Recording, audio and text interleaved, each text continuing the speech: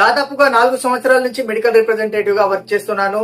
అయితే చాలా మందికి వచ్చే డౌట్ ఇది, మెడికల్ రిప్రజెంటేటివ్ అంటే ఎవరు, అతని పనేమిటి? సింపుల్ గా ఎక్స్ప్లెయిన్ చేస్తాను.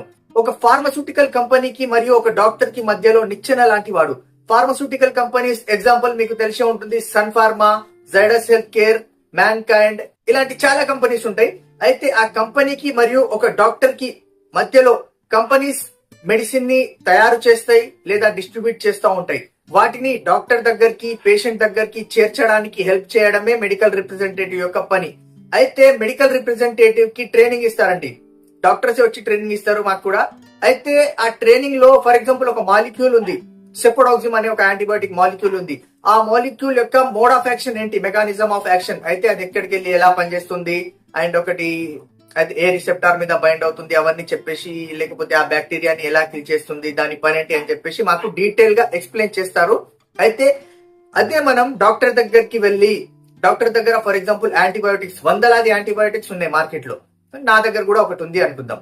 అయితే మనం ఫస్ట్ డాక్టర్ దగ్గరికి వెళ్ళేసి, మీరు ఈ కంపెనీకి సంబంధించిన యాంటీబయోటిక్ యూస్ చేస్తున్నారు కదా, పేషెంట్స్ కి రాస్తున్నారు కదా, అలాంటి సిమిలర్ కాంబినేషన్ లేదా మంచి కాంబినేషన్ దానికంటే బెటర్ నా దగ్గర ఉంది. బెటర్ అంటే జనరేషన్స్ ఉంటాయండి, ఇబాస్టిన్, బిలాస్టిన్ అని అలా ఒక్కొక్క జనరేషన్ ఉంటాయి. కొన్నిటిలో ఏముంటుంది, యాంటీహిస్టమైన్స్. ఇంతకు ముందు ఏమయ్యేది, యాంటీహిస్టమైన్స్ అంటే కోల్డ్ కి, ఎలర్జీకి ఏదైనా టాబ్లెట్ వేసుకుంటే నిద్ర వచ్చేది, మత్తులాగా ఉండేది.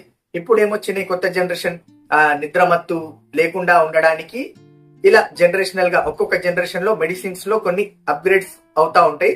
వాటిని మనం డాక్టర్ దగ్గరికి తీసుకెళ్లి ఎక్స్ప్లెయిన్ చేస్తే వాళ్ళు మన ప్రోడక్ట్ పేషెంట్స్ కి రాయడం మొదలు పెడితే ఈ చైన్ సిస్టమ్ లాగా ఉంటుంది. చూడండి, ఒక ఫార్మస్యూటికల్ కంపెనీ ఏం చేసింది, మెడిసిన్ తయారు చేసింది, లేదా ఎక్కడి నుంచి అయినా తీసుకుని వీళ్ళ పేరు పెట్టుకుని డిస్ట్రిబ్యూట్ చేస్తున్నారు అనుకుందాం.